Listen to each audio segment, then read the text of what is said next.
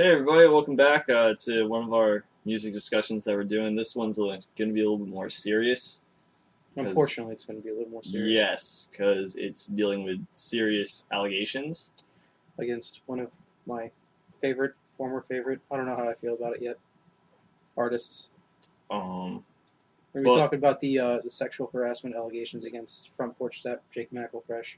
But before we get into that, let's plug our Bloody Beat Boop Season 3 coming in February of 2015. Probably. WJTB.njit.edu. Yes. And like his Facebook page. It's in the description, probably. I've been doing that, so it should be there. Unless we forget. Yeah, like we've been saying, it's gonna be one of those things where I basically eventually they're just gonna be like, oh yeah, here's the code, you can get into the room now, because they change it every couple months so people don't steal shit. So as soon as I get that, I'll be able to get in there because, Plus I live with the dude that will get the code first. You should also check out the other videos we've done. We've done Circa Survive, Knuckle Puck.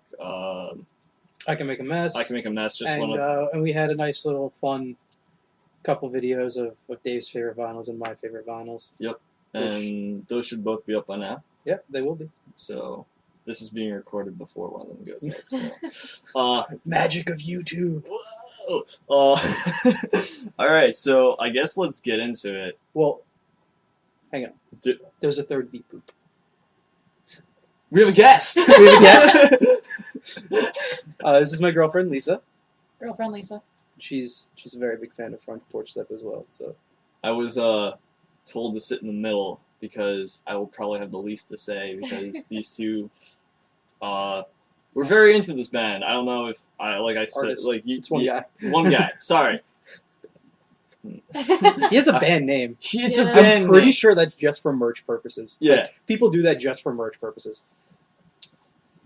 So, yeah, I'm probably going to have the least to say because I don't really listen to his music, but I have read all the articles surrounding this because it was something that Jimmy was saying would be a good thing to talk about on the show because, it's music related. It's some pretty heavy shit, so. And it holds a place in my life and kind of changes the way you think about a person that you held in such high regard.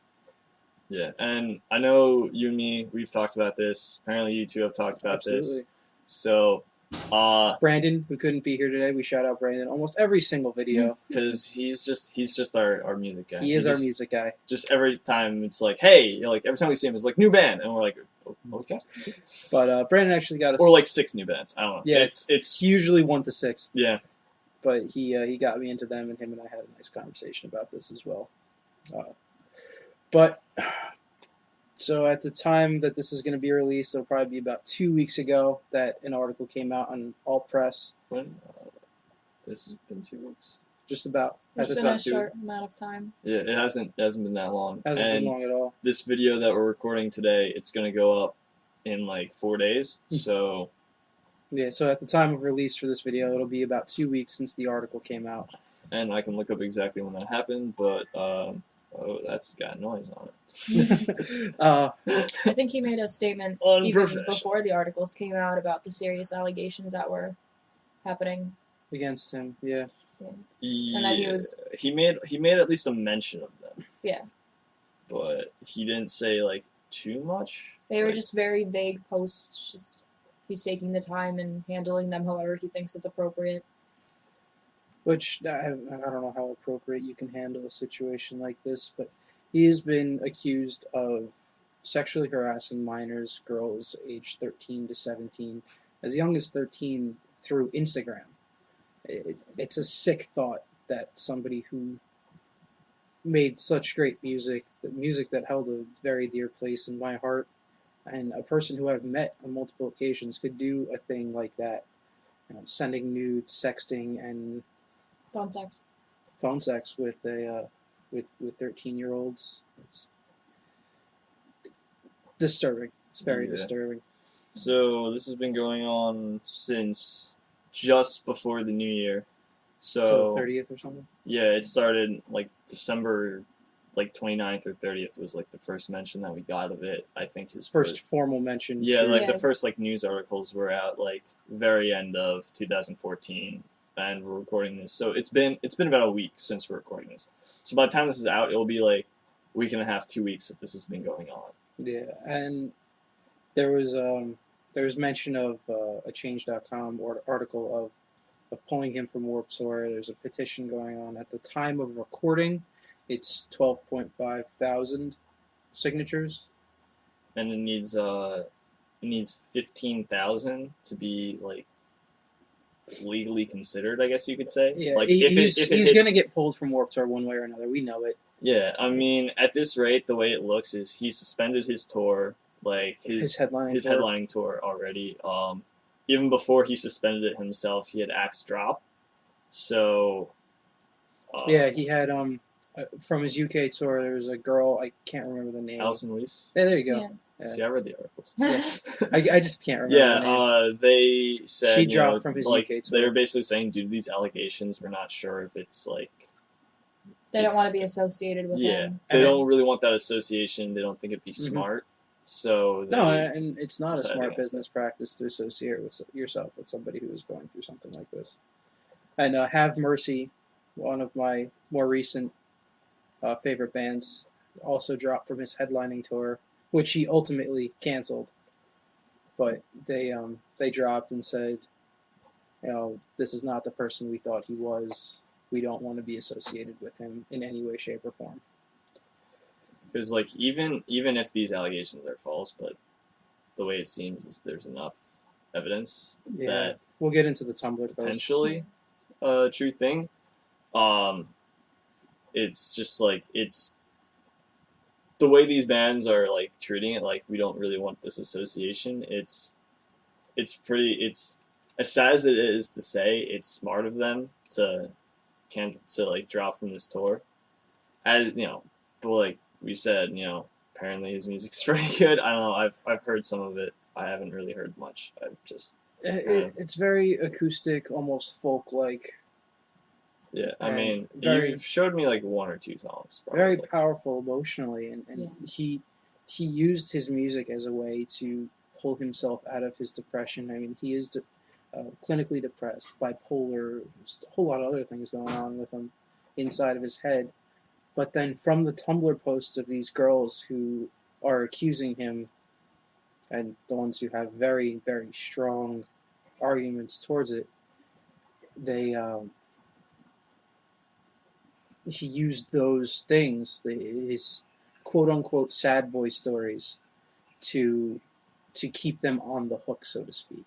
The number one question is, why did the girls just delete his phone number or stop talking to him?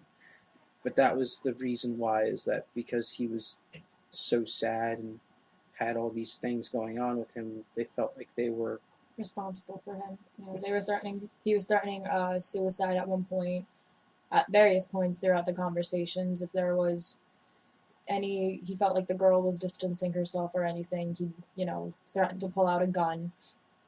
And I mean, how can you tell from just a text message whether something like that is true or not? And at the time, any of the girls would have thought if he had killed himself, that would be their fault, and that's not an easy thing to live with. So, the pressure there is to kind of keep the relationship going, quote unquote relationship going, despite not wanting to be in it anymore.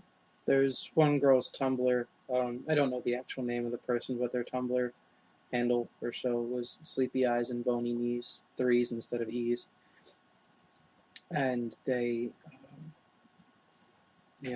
said that it started out as something so innocent, but it quickly turned into her being his property. She wouldn't be able to send out a tweet without him getting upset, and they weren't even in the same state at points. They had only been with each other, like seen each other 4 or 5 times in their lifetimes.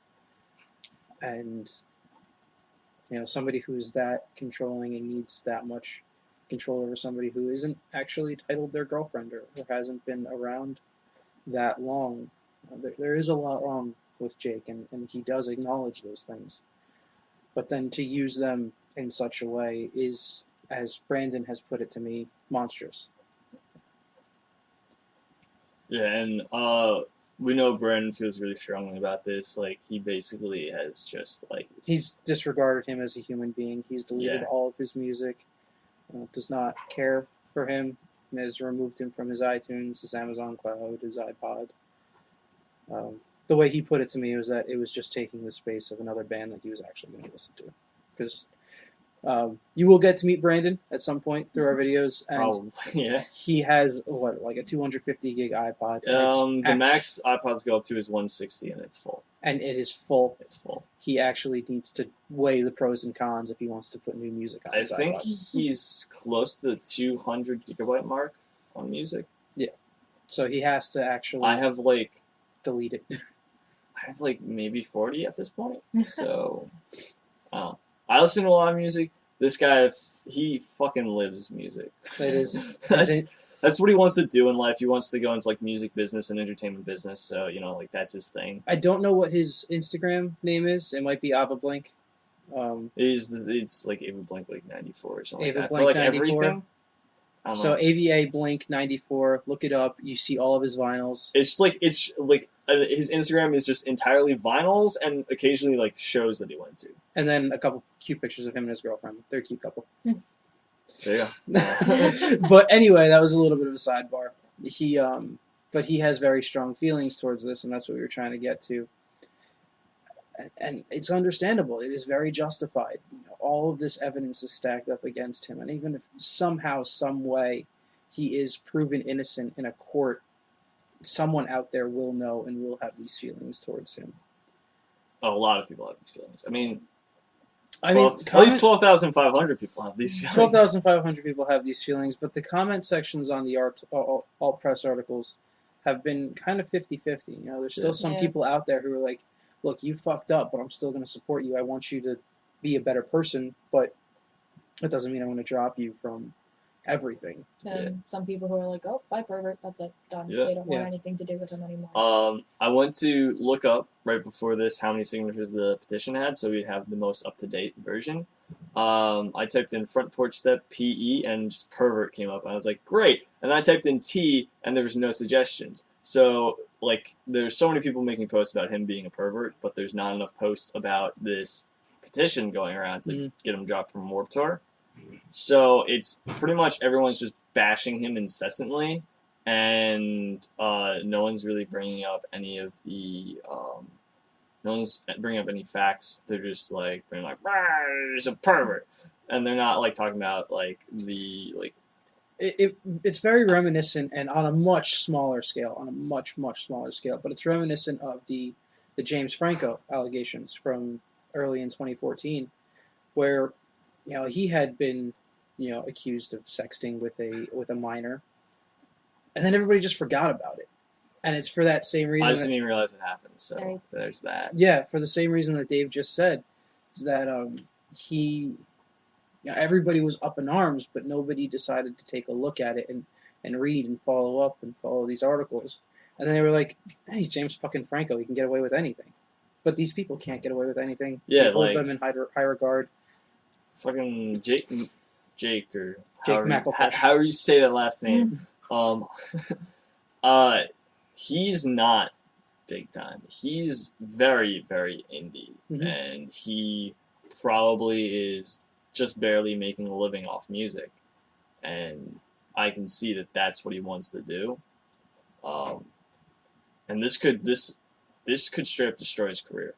Not only his career, his life. He's just like, his career in music after this is probably just completely fucked. It doesn't matter what, even if like they found out that allegations were false or anything like that. You have something like this, it's gonna work against you.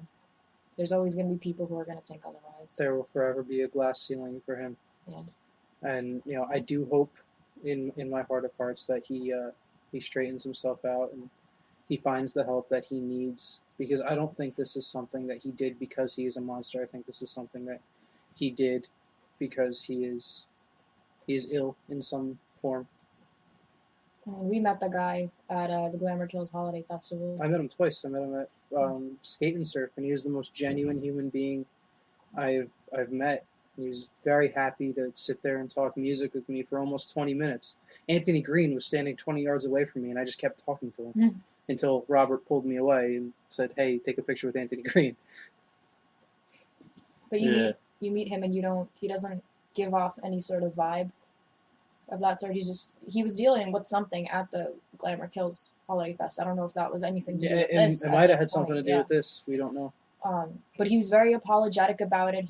He was like, "I'm sorry," and then he took a picture with us. He talked to us a little bit, but signed autographs. I showed off my autographs in the past. I have vinyls of his. Which I think we did show off in your vinyl video. The just like video from Thursday, if you want to go check it out, a little plug, a little cheap plug here. I did show off his vinyls that he signed for me, and he's a very nice person when you meet him face to face. But a lot of these people do live two lives. It's their home life and their tour life. I mean, you can kind of, to argue his side to an extent. It's not like he was forcing these girls to do anything. It was very consensual, which I think is something that a lot of the people who are sending him all of the hate don't really realize. And I think that Sleepy Eyes and Bony Knees, before she even started going into her whole story, she had said that like she hopes this doesn't do anything like to his life or to his music, and that she doesn't hate him or anything. She just wanted to share her story. Everything started out like the way like these posts have seen. A lot of them started out as like very like everything was very it was all very reciprocating. Like it was back and forth. Yeah. And then maybe it got a little too weird for them, and they wanted to stop. And then that's when the sad boy stories came out. Yeah, and it gets a little manipulative. But for somebody who does have separation anxiety, having somebody like that who you're talking to every night, whether it be sexual or non, and they automatically say, "Hey, this is a little too weird. I'm gonna cut off ties with you." The person with separation anxiety is going to lose their shit, and they will think suicidal thoughts, because it immediately goes to nobody loves me, I can't hold a relationship with friends, with family, with anybody. And by listening to his music, you get that vibe from him, that he has gone through that, where he has gone through, I can't keep people in my life, and all I do is fuck up. And I am by no means defending him.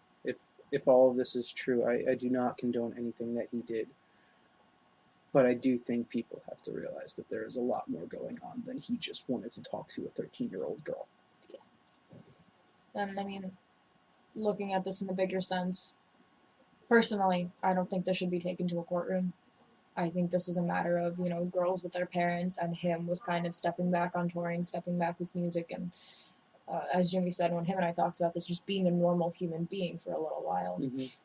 Try and make his amends in any way that he can, but this shouldn't be a way to destroy him. It should, It should be used as an opportunity for him himself to get better. And to come back stronger with his music. Absolutely. Yeah. And even if he does it independently for a while, he is talented enough to revitalize his career in music. He just needs to be a better person. Yeah.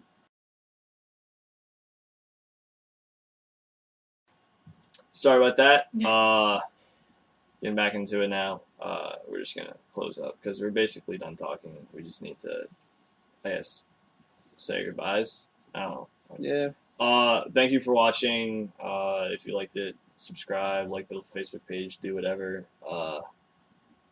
Go check out our other videos. We're going to be posting them hopefully every Sunday, and then a couple fun ones in between on the weeks. Yeah. Hopefully, if we start recording enough during the off seasons, we'll be doing 2 videos a week, and then during the season, we'll have the booth footage go up Sunday night, Monday morning. Well, technically Monday morning because we do the show and it ends at midnight. So, basically, the booth footage will be going up. It's like an hour and a half. Hopefully, hopefully we'll try and do either timestamps or something to just funny parts if you don't want to watch the whole thing. So fire breathing spiders. That's a whole thing. Yeah. So thanks for watching. Check out our other shit. It's pretty good, I guess. I can vouch for that. And look out for finally meeting Brandon Rodriguez in our 2014 year in review video. Yeah. That might be a long one because he'll have He's so much shit to talk about. absolutely, but that's why we picked him. All right. We love you, Brandon. See you later, guys. Thanks, everybody.